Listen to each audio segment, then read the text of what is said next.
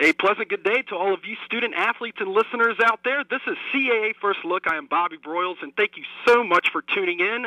If you are new to CAA First Look, it is the new video podcast that showcases CAA student athletes as well as special guests. Spring championships are now underway, and as we near the end of the school year, that means something other than just trying to win that CAA trophy. Final exams.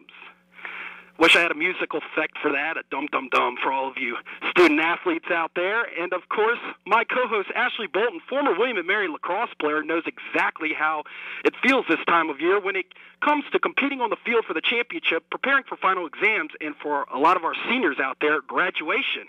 Yes, Bobby, student-athletes are always trying to balance academics and sports throughout the whole year, but when it comes time for exams, that's the crunch time, and that when it matters most to get all your good grades in there for the final period. And I can tell you, when I was preparing for championships, it got tough with schoolwork, but you just have to find that balance, and it's tough, but you can always do it, and that's why I think we have such great student athletes in our league, that they're set to be both students and athletes. Well, Ashley, our guest today has had 12 academic All-Americans under her supervision, and during her leadership as Associate Athletic Director, the graduation rate among student athletes was consistently higher than the university's average, and the GPA of all student athletes was a 3.18. Today, we welcome Associate Dean of Students at Drexel University, Dr. Rebecca Weidensaul, to CAA First Look. Dr. Weidensaul, thank you for joining us today. Oh, it's a privilege to be with you. Thanks so much. Dr. Weidensaul, this time of year is very busy for student-athletes participating in spring sports, given upcoming exams and potential NCAA postseason play. What advice would you give student-athletes that would allow them to achieve the balance needed to excel academically and athletically during this stressful time of year? Well, student-athletes are accustomed to managing simultaneous roles. And really, I think that the best advice that I could give a student-athlete who's privileged enough to participate in postseason play is to really remain focused. So when you are playing and participating in all of the pre-competition activity, you have to immerse yourself in that experience. And then during the rest time and when you have the opportunity to study, to really not be tempted to be thinking about what's going to happen on the court or on the field or in the pool, whatever it might be, but to just relax and to focus on the studying.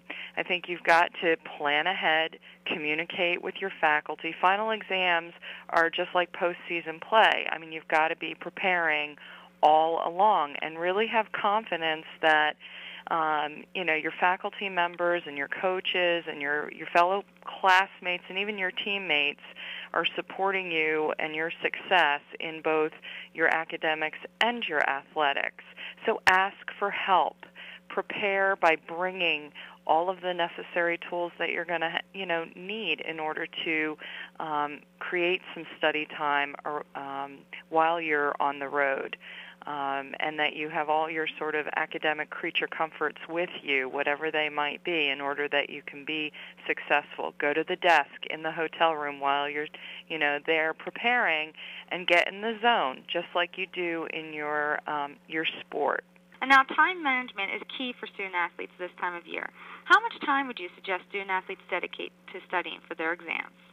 Well, I think it depends on each of the different courses that they're taking and what is expected in that final exam. So, like you do on the court or the field, you've got to be adaptable, and you really need to think about, if you think about your final exam as your opponent, then you're thinking, okay, what are the things that I'm going to have to deliver in order to achieve?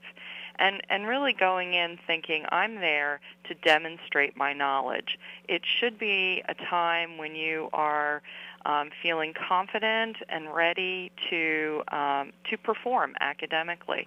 So hopefully you've done your homework and you've looked at, what the type of things are that will be that you'll be tested on or you'll have to write about, know the format of, the exam. Is it essay? Is it multiple choice? Maybe there's some study guides available. Use all the technologies to assist you in that preparation. So you've just got to figure out what is it that you're expected to do in that final exam? What is the time that's available to you? And do you have all of the necessary resources to help you to achieve what you need to in that exam?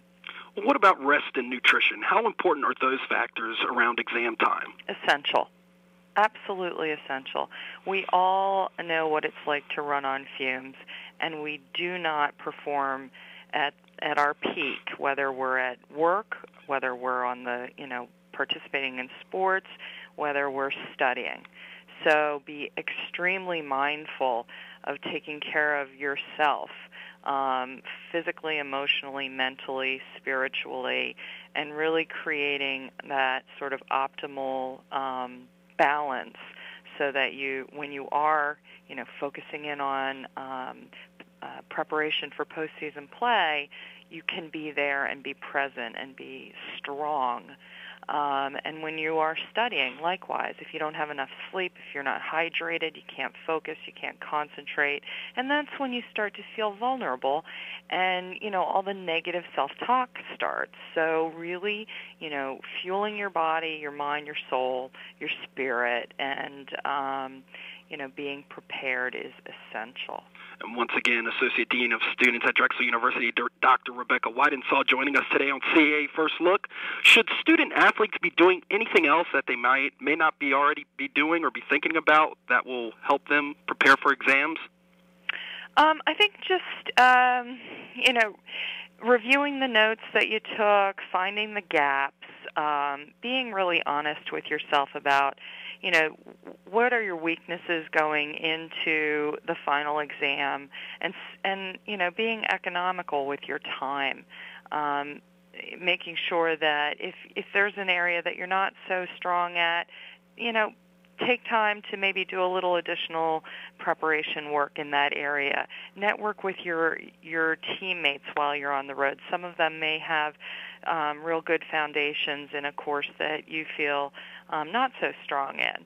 And pick up your cell phone, call your instructor during, their office hours. All of this modern technology is just such an incredible gift to all of you, and, certainly you should be using it. So, if you have a quick question about something that you're studying, don't sit on it. Pick up the phone, email someone, and get your response so that you can move forward.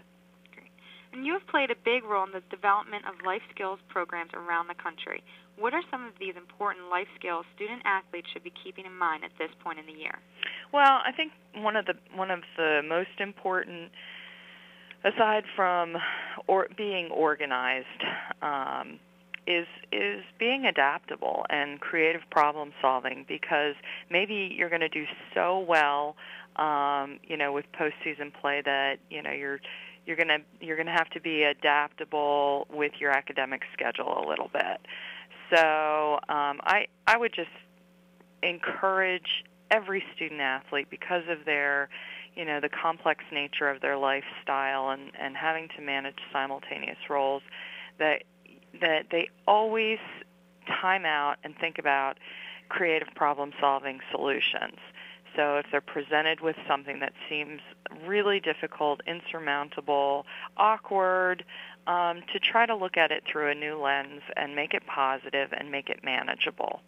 Dr. Weidensaul, under your guidance, student athletes at Drexel have had a 91% graduation rate over a 10-year period.